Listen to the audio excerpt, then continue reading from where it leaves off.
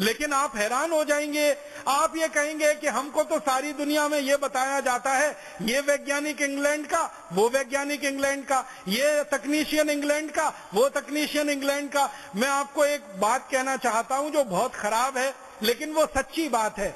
England की भाषा अंग्रेजी में सबसे कम विज्ञान और तकनीकी पर शोध हुआ है, लेकिन दुनिया में जो कुछ अंग्रेजी में छपा है उनमें से आधे से ज्यादा चोरी का है, दूसरों ने शोध किया है, उसको अंग्रेजों ने अपना नाम लगा के छाप दिया है।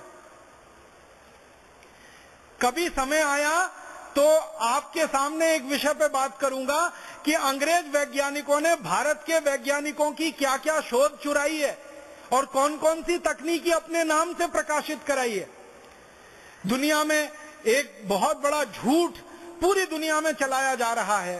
संकेत में कह रहा हूं कि हवाई जहाज का आविष्कार राइट ब्रदर्स ने किया। आपको सुनकर हैरानी होगी, राइट ब्रदर्स से लगभग 14-15 साल पहले हवाई जहाज का आविष्कार पूना में हुआ था, भारतीय वैज्ञानिकों ने किया था। इसी तरह से सारी दुनिया में एक झूठ फैलाया गया, बर्फ का आविष्कार अंग्रेज वैज्ञानिकों ने किया। एक तो बर्फ वो होती है जो प्रकृति से हमको मिलती है, बारिश जैसे गिरती है ना वैसे बर्फ गिरती है, उसकी बात नहीं कर रहा हूं। प्रयोगशाला में बर्फ बनाने का आविष्कार ये कहते हैं इंग्लैंड के वैज्ञानिकों ने किया 17वीं शताब्दी में। हमारे पास इस बात के प्रमाण है कि 10वीं शताब्दी में भारत में बर्फ निर्माण की फैक्ट्रियां चलती थी। इंग्लैंड में 17वीं शताब्दी में बर्फ का निर्माण का उन्होंने पहली बार शोध किया। यहां 10वीं शताब्दी में सन 1000 के आसपास बर्फ बनाने की सैकड़ों फैक्ट्रियां थी भारत में, जहां फैक्ट्री में बर्फ बनती थी, और बर्फ का आविष्कार तो उसके बहुत पहले का है। ऐसी दुनिया के सामने एक बहुत बड़ा झूठ प्रचारित कर रखा है। न्यूटन ने गुरुत्वाकर्षण के नियमों का आविष्कार किया। किसी भी क्रिया की बराबर और विपरीत प्रतिक्रिया होती है, वो आपने पढ़ा है ना बचपन में, न्यूटन के 3 सिद्धांत या न्यूटन के 3 नियम। क्रिया की बराबर और विपरीत दिशा में प्रतिक्रिया होती है। ये तो भारतीय वैज्ञानिक सब 9वीं 10वीं शताब्दी में बोलकर चले गए, किसी भी क्रिया की बराबर और विपरीत दिशा में प्रतिक्रिया होती है। हमारे यहां बहुत सारी शोधें बहुत पहले हो चुकी थी, अंग्रेजों ने उनको अपना नाम लगा लगा के सारी दुनिया में प्रचारित कर दिया। आपको मालूम है एक अंग्रेज के नाम से सारी दुनिया में कहा जाता है। टेलीफोन का आविष्कार ग्राहम बेल ने किया। टेलीफोन का आविष्कार भारतीय वैज्ञानिक प्रोफेसर जगदीश चंद्र बसु का है। वो अंग्रेज ग्राहम बेल अपने नाम से सारी दुनिया में छपा लिया उसको।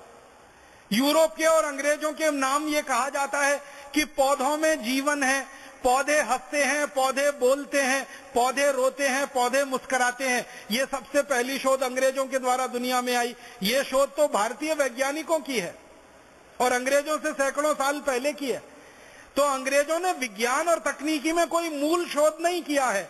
दूसरे देशों में जो शोध हुए हैं उनको चुरा चुरा कर अपने नाम से प्रकाशित किया है। हम तो ऐसे एक मुश्किल में फंस गए कि जब अंग्रेज सारी दुनिया को ये कह रहे थे कि ये विज्ञान की शोध हमने की, ये विज्ञान की शोध हमने की, अगर उस समय भारत आजाद होता तो अंग्रेज सारी दुनिया के सामने झूठे सिद्ध हो जाते और हम उनके मुकाबले खड़े होकर कहते कि झूठ मत बोलो, ये शोध तो पहले भारत में हुई है और इस शताब्दी में हो चुकी है।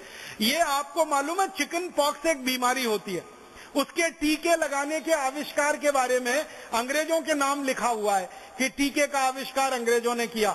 अंग्रेजों से 300 साल पहले इस भारत देश में चिकन पॉक्स का टीका बनता था और लगाया जाता था, उसके प्रमाण मिल चुके हैं और अब अंग्रेजों ने इसमें बोलना बंद कर दिया है। फिर अंग्रेजों ने सारी दुनिया में एक झूठ फैलाया कि शल्य चिकित्सा में सबसे ज्यादा शोध हमने किया। अब उन अंग्रेजों के मुंह पर हम मार सकते हैं कि तुमने शल्य चिकित्सा में क्या किया। दुनिया की शल्य चिकित्सा में जो आधुनिकतम चिकित्सा मानी जाती है प्लास्टिक सर्जरी, वो भारत में अंग्रेजों के आने के हजारों साल पहले से चल रही थी और उसके प्रमाण खुद अंग्रेज वैज्ञानिकों ने और अंग्रेज शल्य चिकित्सकों ने लिखे हैं अपनी पुस्तकों में। अब हमारी मुश्किल क्या है कि हम सारी दुनिया को अमेरिका और इंग्लैंड मानते हैं और ये 2 देश हैं पूरी दुनिया में। इसके अलावा 198 और भी देश हैं पूरी दुनिया में। अब चूंकि अमेरिका, इंग्लैंड, कनाडा, ऑस्ट्रेलिया जैसे 3-4 देशों में अंग्रेजी है, तो हमारी दुनिया भी इन्हीं देशों तक सीमित हो गई है। हमारे लिए 7 समंदर पार माने इंग्लैंड, हमारे लिए 7 समंदर पार माने अमेरिका। 7 समंदर पार तो 198 देश हैं, ये इंग्लैंड और अमेरिका तो 2 हैं। तो चूंकि 2 देशों तक हमारी दृष्टि सीमित है, इसलिए हमको दिखाई देता है कि जो भी कुछ विदेशी नाम है वो सब अंग्रेज है। अंग्रेज नाम तो बहुत कम मिलेंगे दुनिया में। अगर आप बहादुरी में देखेंगे, जिन्होंने बहादुरी से सेनाओं के नेतृत्व करके दुनिया के देशों को जीता है, ऐसे लोगों की सूची बनाएंगे तो अंग्रेजों का नाम उसमें बिल्कुल नीचे फिसड्डी है। मैं आपको एक रहस्य की बात बताना चाहता हूं, जो थोड़े दिन पहले पता चली कि इंग्लैंड की तरफ से जितने बहादुर सेनापति दूसरे देशों को जीतने के लिए निकले, उनमें से एक भी इंग्लिश नहीं था, सब स्कॉटिश थे। सारे के सारे स्कॉटिश थे। और स्कॉटलैंड एक अलग देश है, जिनकी अलग भाषा है, जिनकी अलग भूषा है, जिनका अलग पूरा का पूरा साहित्य है, जिनकी मुद्रा अलग है, जिनके कानून अलग हैं, जिनका संविधान अलग है। स्कॉटलैंड बिल्कुल इंग्लैंड से अलग देश है। और स्कॉटलैंड के जो निवासी थे वो चूंकि अंग्रेजों के गुलाम हो गए थे, इसलिए अंग्रेज जहां भी मरने के लिए भेजते थे, स्कॉटिश लोगों को भेज दिया करते थे। ये खुद नहीं जाते थे कभी युद्ध में। इसलिए दुनिया में जितने अंग्रेजों के नाम पर बड़े नाम लिए जाते हैं सेनापतियों के, वो सब स्कॉटिश हैं। और दूसरे नंबर पर आयरिश हैं। इंग्लिश तो बहुत कम है। मैं आपको एक रोचक बात बताना चाहता हूं। भारत में 84 गवर्नर जनरल आए अंग्रेजों की तरफ से राज करने के लिए। पहला आया रॉबर्ट क्लाइव। आपको मालूम है ये रॉबर्ट क्लाइव स्कॉटिश था, ये इंग्लिश नहीं था। और आखिरी आया वो भी अंग्रेज नहीं था, वो आयरिश था। माउंटबेटन का नाम हमने सुना। भारत का आखिरी गवर्नर जनरल माउंटबेटन, और भारत में पहला अंग्रेज सेनापति Robert Clive. Robert Clive Scottish था और माउंटबेटन आयरिश था। तो स्कॉटिश और आयरिश जैसे 84 बड़े अधिकारी यहां आए। हम दुर्भाग्य से उन सबको अंग्रेज मान के बैठे हैं, वो अंग्रेज नहीं थे। आयरिश अलग कौम है, इंग्लिश अलग कौम है, स्कॉटिश अलग कौम है, इंग्लिश अलग कौम है। दुनिया के सारे महान सेनापतियों के नाम गिनो। गैरीबॉल्डी वो अंग्रेज नहीं था, नेपोलियन वो अंग्रेज नहीं था, बिस्मार्क वो अंग्रेज नहीं था, चार्ल्स द गॉल वो अंग्रेज नहीं था, रॉबर्ट क्लाइव वो अंग्रेज नहीं था।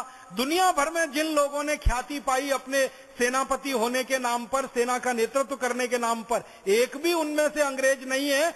अपवाद के लिए 1-2 को छोड़ दिया जाए तो आप बोलिए अंग्रेजों को कैसे हम कह सकते हैं कि दुनिया में अच्छे लोगों में गिने जाते हैं। और भारत में एक बहुत बड़ी गलतफहमी हुई इस अंग्रेजी भाषा में। वो गलतफहमी पता है क्या हुई है? हमारी भाषा जो अंग्रेजी हो गई, राष्ट्रभाषा जैसी अंग्रेजी हो गई, हर जगह अंग्रेजी है, तो हमारी सेना में भी अंग्रेजी है। अब सेना में अंग्रेजी होने का सबसे बड़ा नुकसान हमारे देश को ये हो रहा है कि भारत में जो वीर जातियां हैं, जो बहुत बहादुरी से युद्ध लड़ सकती हैं, वो अंग्रेजी जानती नहीं है।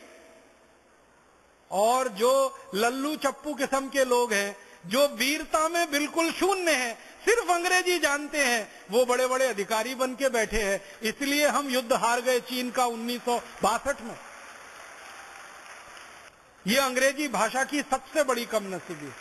अब मैं अंत में आपसे कुछ बात कहना चाहता हूं, बहुत गहरी।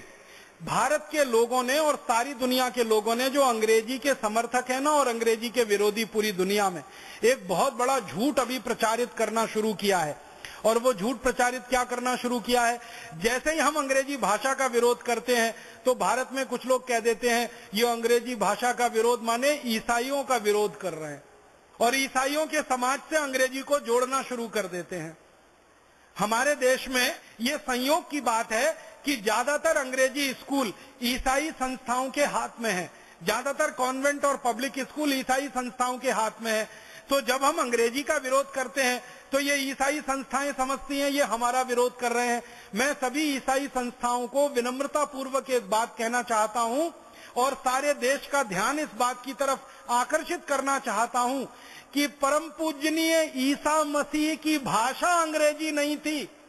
ईसा मसीह ने पूरी दुनिया में घूम घूम कर जो संदेश दिए हैं, जो व्याख्यान किए हैं और जो कुछ उन्होंने लिखा है, जो कुछ बोला है, वो अंग्रेजी में नहीं है, वो एक दूसरी भाषा में है। उस भाषा का नाम है अरमैक।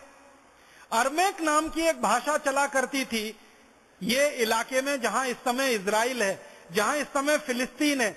इजराइल है, फिलिस्तीन है, इस क्षेत्र में एक भाषा चला करती थी आज से कुछ वर्ष पहले तक, लगभग 2000 वर्ष पहले तक। उस भाषा का नाम है अरमैक और उसकी अपनी लिपि थी। और अरमैक लिपि को अगर आप समझना चाहें तो वो बिल्कुल वैसी ही थी जैसे बांग्ला लिपि है।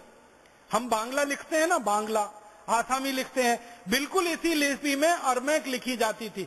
और अरमैक के बहुत सारे शब्द हिंदी में मिलते हैं। हो सकता है हिंदी में से बहुत सारे शब्द अरमैक में गए हों, क्योंकि हिंदी का इतिहास तो अरमैक से बहुत पुराना है। तो अरमैक भाषा में बोलते थे ईसा मसीह और अरमैक भाषा में लिखे गए उनके सारे व्याख्यान। और आपको यह भी जानकारी देना चाहता हूं कि दुनिया की सबसे पहली बाइबल लिखी गई